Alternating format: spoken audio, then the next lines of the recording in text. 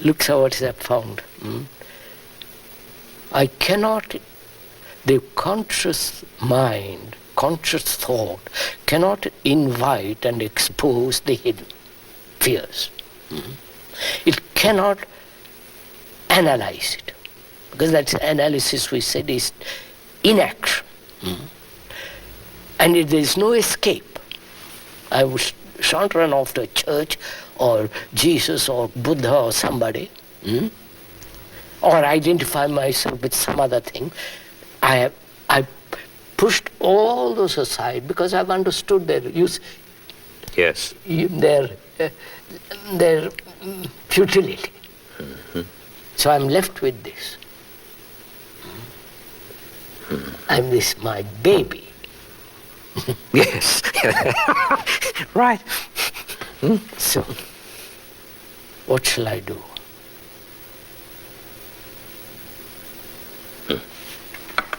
Some action has to take place. Yes, indeed. I can't just say, well, I've pushed all that aside. I've just said, now just see what happens, sir. Because I pushed all those aside through observation, not through resistance, not through violence, because I've negated all those, escape, no analysis, running off to something and all the rest of that, I have energy, haven't I? Mind has energy now. Now it has, yes. Yes, it floods up. Because I've pushed away all the things that are dissipate energy. Energy leaks. Therefore, I have now this thing. I'm confronted with that. Confronted with fear. Now what can I do? Listen to this, sir. What can I do? I can't do anything. Because it is I who have created the fear. Public opinion. Yes, yes, yes. Right? So I cannot do a thing about fear. Precisely. But there is the energy which has been gathered, which has come into being when all dissipation of energy has ended. There's energy. Exactly, virtue. Right. Energy. Manifested. Yeah, energy. Exactly. Now, what happens? This is not some hocus pocus. This is some kind of mystical experience. There is actual fear, and I have tremendous energy which has come because there is no dissipation of energy. So what takes place?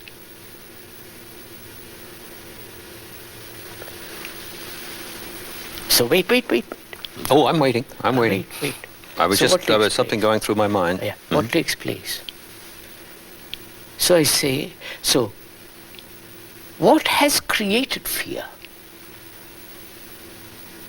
What has brought it about?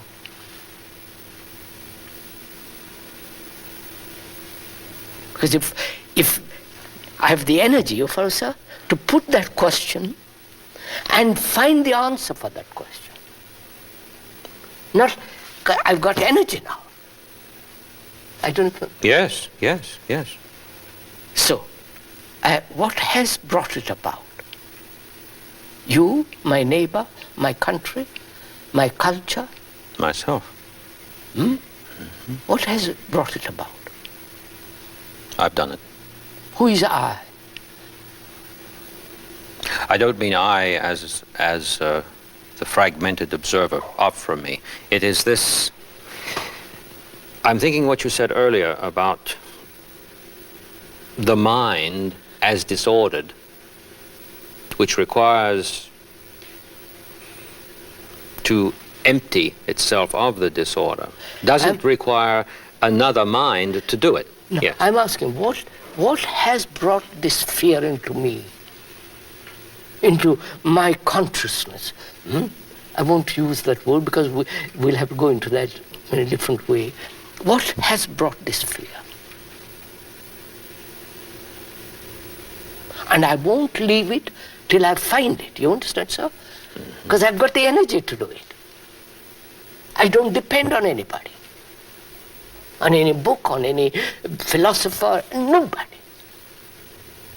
Would it be the case that once that energy begins to flood,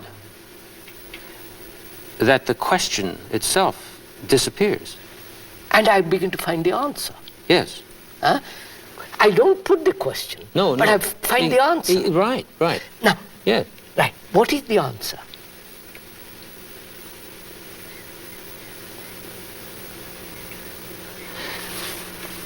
The answer couldn't be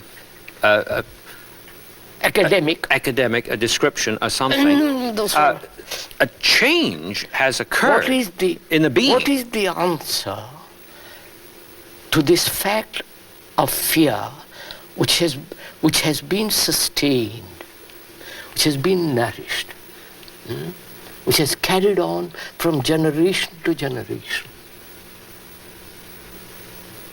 So, I must...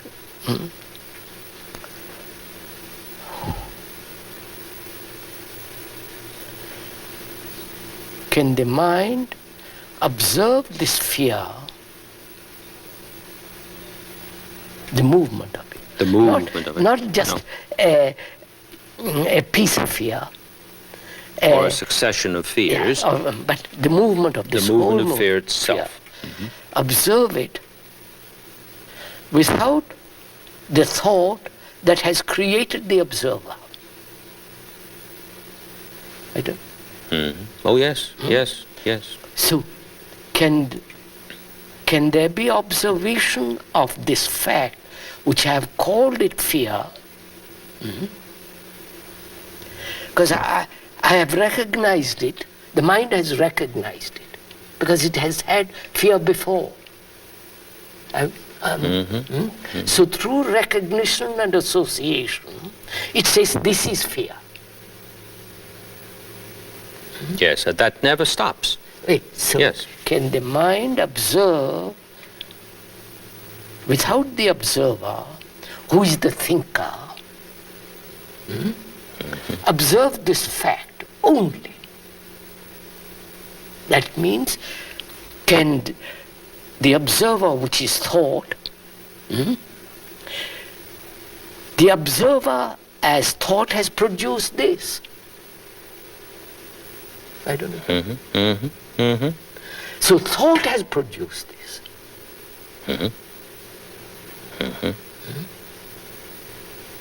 Right? I'm afraid of my neighbor, what he says, because I want to be respectable. That is the product of thought. I've divided, thought has divided the world into America, Russia, India, and China, and all the rest of it. And that destroys security. That's the result of thought.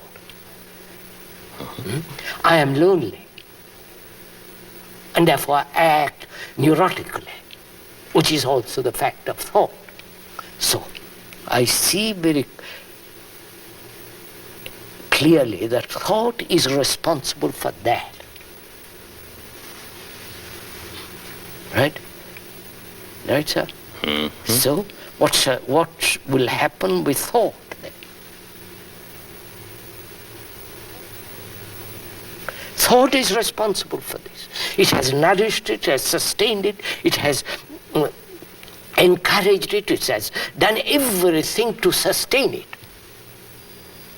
I'm afraid of the pain that I had yesterday happening again tomorrow, which is the movement of thought. So, can thought, which can only function within the field of knowledge, that's its ground. Yes. And fear is something new each time. Fear isn't old.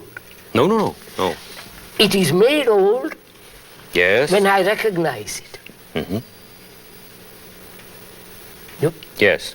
Yes. But can when the process of recognition, which is the association of words and so on, can the mind observe that without the interference of thought?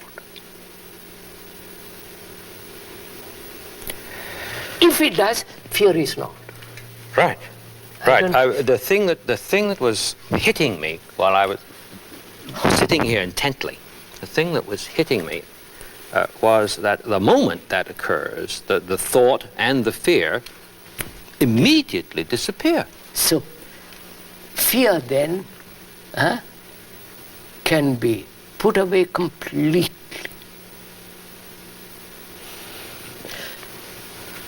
If I was living as a human being in Russia and they threatened me to put into prison, probably would be afraid. Which is a natural self-preservation. Of course, of course. That's a natural fear, like a bus coming rushing towards you. You step aside. You run away from a dangerous animal. That's a natural self-protective reaction.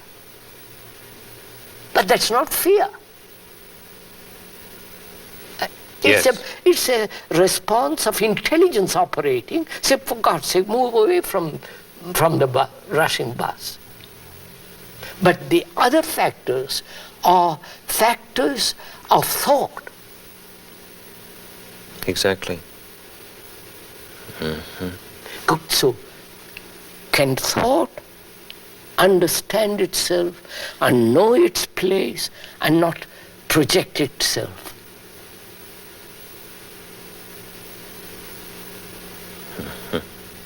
Not control, which is an abomination. If you control thought, who is the controller? Another fragment of thought. Another thought. It's a circular, vicious game you are playing with yourself. So, can the mind observe without a movement of thought? It will only do that when you have understood the whole movement of fear. Understood that, not analyze, looking at it.